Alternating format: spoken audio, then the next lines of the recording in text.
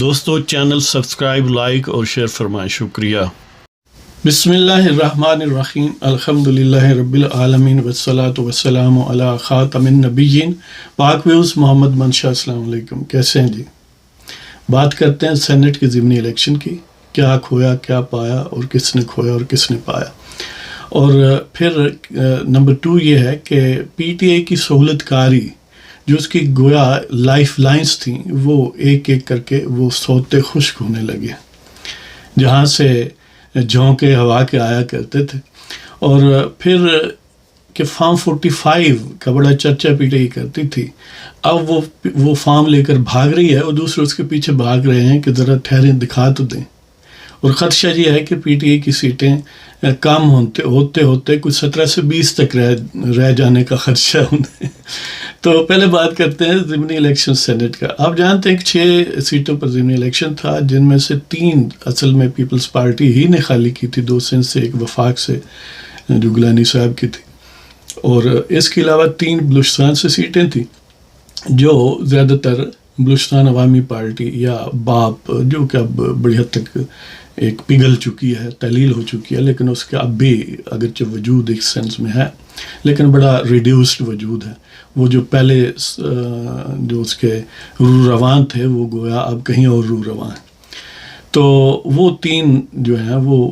3 major کھلاڑی جو ہیں ان میں بانٹ دی گئی ہیں، بانٹ کی یعنی انہوں نے جیت لی ہیں۔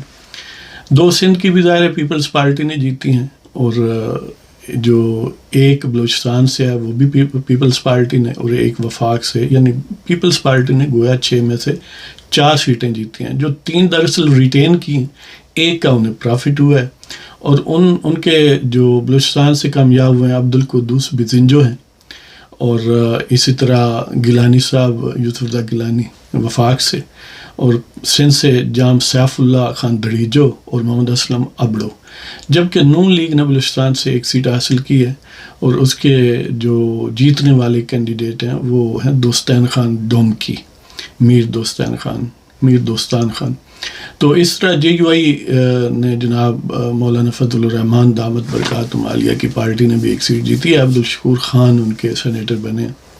تو یہ گویا مولانا کی جو راہ و رسم بڑی پارٹیوں کے ساتھ، اور ظاہر ہے وہ اس پولیٹیکل مکینکس کے بڑے جہان دیدہ کھلاڑی ہیں، لہذا وہ سمجھتے ہیں کہ انٹریکشن سے ہی بہرحال آپ اپنی پاور کو، اپنی اسٹرینتھ کو، اپنی جو انفلوئنسنگ کیپیبلٹی ہے اس کو انہانس کر سکتے ہو۔ تو انہوں نے دیکھا، انہانس کر لی، اور اس یعنی یہ جو انیشیلی نی جرک ریئیکشن تھا کہ بائیکاٹ کریں گے، گویا اسمبلی میں نہیں جائیں گے، تو وہ نہ جاتے تو یہ حاصل نہ ہوتی چیزیں۔ اب ان کی ایک قسم کی اسمبلیز میں بھی ڈبل سیٹیں ہو گئی ہیں، وہ مخصوص سیٹیں بھی ان کو بھی کوٹا مل گیا ہے، سینٹ کی سیٹ میں بھی اضافہ ہو گیا ہے۔ تو یہ گویا ان کی سمجھ لیں کہ جو اس ڈیموکریٹک پروسیس ہے، اس میں پارٹیسپیشن کا ایک مثبت نتیجہ ہے ان کے اپنے حق میں۔ تو اس طرح نون لیگ نے تو گویا ان تینوں پارٹیوں نے 1 سیٹ سینٹ میں اپنی جو ہے انہانس کی، اضافہ کیا ہے۔ لوز کون ہوا ہے؟ وہ جو سابق بلوچستان عوامی پارٹی تھی، اگرچہ اس کا ایک سایہ اب بھی موجود ہے، لیکن وہ 3 سیٹیں ان تینوں میں جو تقسیم ہو گئی، پیپلز پارٹی، جے یو آئی اور نون لیگ میں۔ اسی طرح اب آتے ہیں کہ پی ٹی آئی کی جو لائف لائن تھی، جو بچی ہوئی لائف لائن تھی، کہ جوڈیشل یوتھیاپا جو تھا وہ ایک ایک کر کے اب ایلیمینیٹ ہو گیا۔ آپ جانتے ہیں کہ بھٹی صاحب جو ہیں وہ لاہور سے رخصت ہوئے، عدل کی کرسی پر برجمان تھے، ان کی جگہ اب نئے چیف جسٹس ہیں۔ اس طرح وہاں پر اب وہ جو والہانہ پن تھا کہ گویا وہ پی ٹی آئی کے ورکر کے طور پر بلکہ شیرو کے طور پر کام کر رہے تھے، تو وہ بھی اب خشک ہوا۔ بلوچستان کا اپنا پشاور ہائی کورٹ سے انہیں عموماً وہ رویہ ملتا تھا جو گویا عدالتی بڑا مارکیٹ بنی ہوئی تھی ان کے لیے، خصوصاً باقی کے لیے نہیں۔ تو وہ بھی کیونکہ وہ ابراہیم خان صاحب جو ہیں وہ ظاہر ہے اپریل میں جا رہے ہیں، اب ایک لارجر بینچ، آپ کو پتہ ہے کہ پہلے وہ 2 رکنی بینچ نے اسٹے آرڈر دیا کہ حلف نہ اٹھایا جائے، اگرچہ خیبر پختونخوا کے جو مخصوص سیٹوں وہ خاص کوٹا تھا اس کے لوگوں نے تو حلف نہ اٹھایا، لیکن باقی تینوں صوبائی اسمبلیوں میں اور قومی اسمبلی میں حلف لے لیا گیا، لہٰذا ان کی وہ واردات جو تھی وہ اگرچہ 2 جو اشخاص تھے وہ ناکام رہی، لیکن جو لارجر بینچ بنایا گیا اس میں جو 5 ججز شامل تھے، ان میں جسٹس اعجاز انور، جسٹس ایس ایم عتیق شاہ، جسٹس شکیل احمد اور سید ارشد علی، یہ جج صاحبان تھے۔ تو انہوں نے ان کی جو سنی اتحاد کونسل یا پی ٹی آئی کا جو ایک سوڈو نیم آپ سمجھ لیں، بلکہ کسی نے اس کو کہا سنی اتحاد کونسل نہیں ہے، یہ سہونی اتحاد کونسل ہے، اس لیے کہ اس کا اہل سنت والجماعت سے تو کوئی تعلق نہیں ہے جو ان کی حرکات۔ تو بہرحال یہ ہے کہ ان کی جو پٹیشن تھی کہ وہ کوٹا ہمیں دیا جائے، ہمارا حق ہے، تو وہ پشاور ہائی کورٹ نے اس کو ریجیکٹ کر دیا۔ اب ظاہر ہے وہ کہیں گے کہ ہم سپریم کورٹ میں جاتے ہیں، لیکن اب ظاہر ہے وہ پہلے والی باتیں نہیں رہی، اگرچہ کسی حد تک جو next coming chief justice Peshawar high court میں ہیں ان کے متعلق ابھی کوئی 2 ٹوک بات نہیں کی جا سکتی کہ اصل رنگ اس وقت سامنے آتا ہے جب بندہ سیٹ پر پہنچے۔ تو فی الحال یعنی یہ صورتحال ہے کہ ان کے وہ جو سوتے جہاں سے وہ اپنی انسپریشن لیتے تھے، بہت ساری پولیٹیکل مووز بناتے تھے جوڈیشل سپرنگ بورڈ سے، وہ اب ناپید ہوتی جا رہی ہیں۔ تو ظاہر ہے پی ٹی آئی کو جب تک امپائرز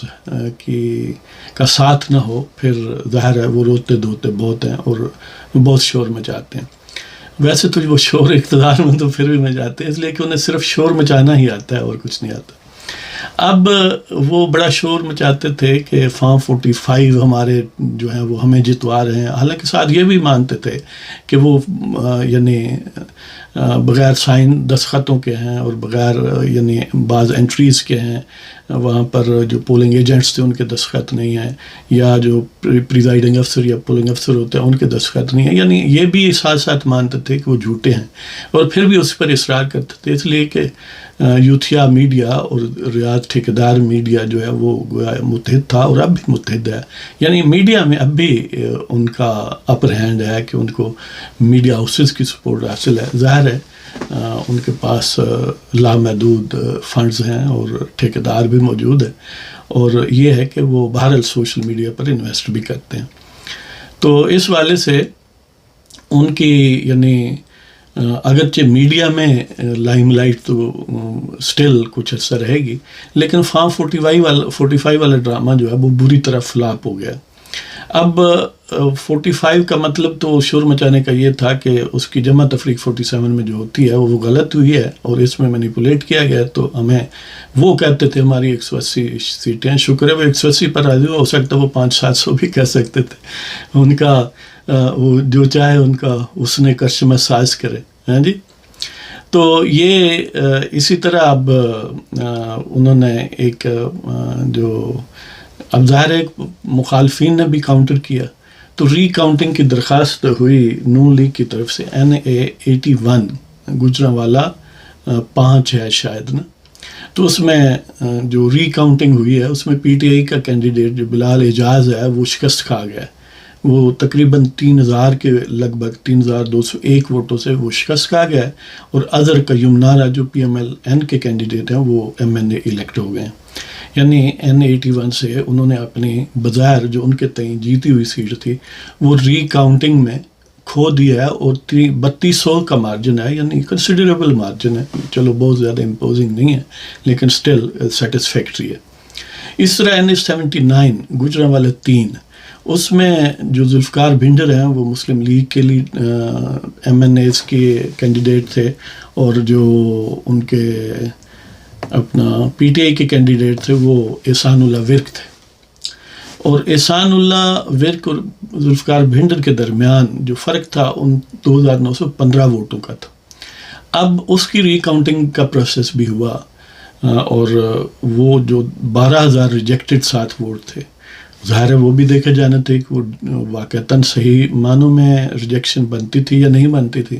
تو سو فار یہ صورتحال پیدا ہوئی کہ وہ بھی سیٹ وہ ہار رہے ہیں، یعنی ان کی جو مارجن ہے وہ بہت تھوڑا رہ گیا، اور ابھی مزید ظاہر ری کاؤنٹنگ رہتی تھی، لیکن اس دوران انہوں نے اسٹے آرڈر لے لیا۔ تو اب وہ ان کے گور صاحب جو ہیں وہ بیرسٹر گور خان یا گور علی خان، وہ کہتے ہیں دیکھیں جی یہ قانون کی خلاف ورزی ہے، جب نوٹیفیکیشن ہو جائے تو پھر ری کاؤنٹنگ نہیں ہو سکتی۔ یعنی اب پہلے کہتے تھے ہم سڑکوں پر آ رہے ہیں ورنہ ری کاؤنٹنگ کرو اور ہمیں جتواؤ، اب جہاں جہاں ری کاؤنٹنگ ہو رہی ہے ان کا فراڈ کھل کے سامنے آ رہا ہے اور وہ ہار رہے ہیں۔ اب وہ کہتے ہیں کہ یہ قانون کی خلاف ورزی ہے اور ہم پھر سڑکوں پر آئیں، یعنی انہوں نے رہنا سڑکوں پر ذلیل و خواری ہونا ہے، بلکہ یہاں تک یہ ہے کہ وہ خود جو ان کا وہ شیرو ہے مروت، اس نے خود بتایا کہ ہمیں لگتا ہے کہ یہ ہماری اور 7-8 سیٹیں چھین لیں گے۔ تو اصل میں 7-8 سیٹوں سے ان کی مراد شاید یہ ہے کہ پنجاب سے، کہ پنجاب سے 7-8 تو ان کا ایسٹیمیٹ ہے، حقیقتاً اگر ری کاؤنٹنگ ہو جہاں پر وہ ون ہوئے ہیں تو اس سے کہیں زیادہ سیٹیں وہ لوز کر جائیں گے، اس کا بھرپور امکان موجود ہے۔ لہذا یہی وجہ ہے کہ اب انہوں نے شور مچانا شروع کر دیا ہے کہ ہم ری کاؤنٹنگ نہیں چاہتے اور یہ قانون کی خلاف ورزی ہے۔ اب فارم 45 چھپائے پھرتے ہیں کہ وہ دوسرے کہتے ہیں بھائی لے آؤ ری کاؤنٹنگ کرتے ہیں جی۔ اور اسی طرح خیبر پختونخوا میں بھی اگر ری کاؤنٹنگ ہوگی جس پر تو وہ گویا بفر جاتے ہیں کہ ان کے تئیں خیبر پختونخوا میں بالکل صحیح الیکشن ہوا ہے، اگر وہاں پر بھی ری کاؤنٹنگ ہوگی تو پھر یہ سمجھ لیں کہ وہاں تو گویا آوے کاوا ہی اسی طرح کا صورتحال ہے جس طرح یہ گوجرانوالا N81 تھا یا وزیر کوئی نارا والی سیٹ جو ہے وہ۔ تو اگر وہ خیبر پختونخوا کے بھی سارے حلقے کھول کے ری کاؤنٹنگ کریں تو ان کے پاس کوئی 18-20 سیٹیں ہی بچیں گی پی ٹی آئی کے پاس۔ تو میرا تو خیال یہی ہے کہ اب یہ پروسیس جو ہے اس کو جاری رکھنا چاہیے۔ اگر انہوں نے اسٹے آرڈر لے بھی لیا ہے تو ظاہر ہے نیکسٹ کورٹ میں یا اسی کورٹ میں انٹرا کورٹ اپیل کر کے اس کو توڑوایا جا سکتا ہے۔ تو اس لیے ان کا یہ شوق جو فارم 45 اور 47 والا ہے یہ بھی اچھا ہے، یہ پورا ہی کر دیں۔ تو بہرحال جیسے میں نے عرض کیا اور دوسرے لوگ بھی ظاہر ہے کہ پی ٹی آئی کے دن جو ہیں وہ بڑی تیزی سے ریڈیوس ہوتے جا رہے ہیں۔ اب انہوں نے جو شاہ محمود قریشی کا صاحبزادہ ہے ذہین قریشی، اس کو اپنا پارلیمانی لیڈر بنایا ہے قومی اسمبلی میں، اور آپ جانتے ہیں کہ عمر ایوب جو ہیں وہ ان کے اپوزیشن لیڈر ان کی طرف سے نامزد ہیں۔ اب اگر یہ ری کاؤنٹنگ کا پروسیس تھوڑا انہانس کر دیا جائے، تیز کر دیا جائے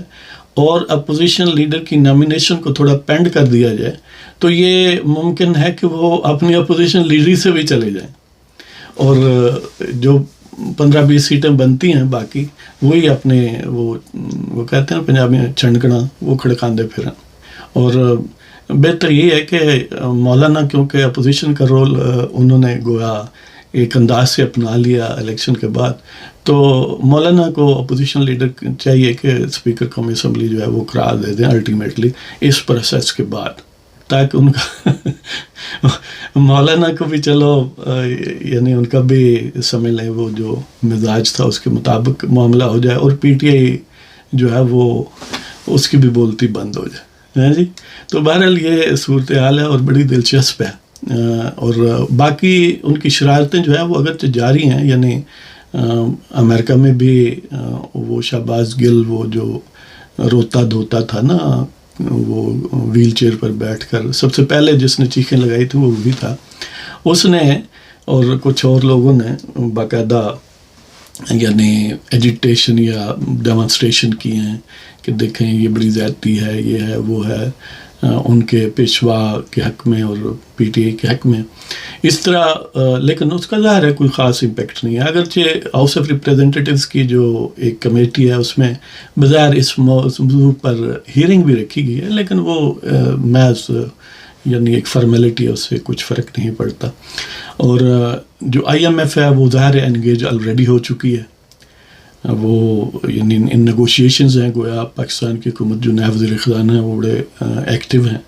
اس معاملے میں، فعال ہیں اور وہ کوئی ٹائم ضائع نہیں کرنا چاہتے۔ مطلب یہ ہے کہ ان کی انٹرنیشنل سازشیں اور جو اندرون ملک سازشیں ہیں وہ دونوں سٹیم لوز کر رہی ہیں۔ تو اس لیے یہ پاکستان جو ہے وہ انشاءاللہ اپنے ان تمام دشمنوں کی ریشہ دوانیوں، سازشوں اور بد دعاؤں کی موجودگی میں بھی آگے بڑھ رہا ہے، اور ہر گزرتے دن کے ساتھ مزید آگے بڑھے گا۔ تو بہرحال اللہ تعالیٰ آپ سب کو خوش و خرم رکھے اور پاکستان کو ہمیشہ مستحکم سے مستحکم تر اور خوشحال سے خوشحال تر بنائے۔ اجازت چاہتا ہوں جناب، خدا حافظ۔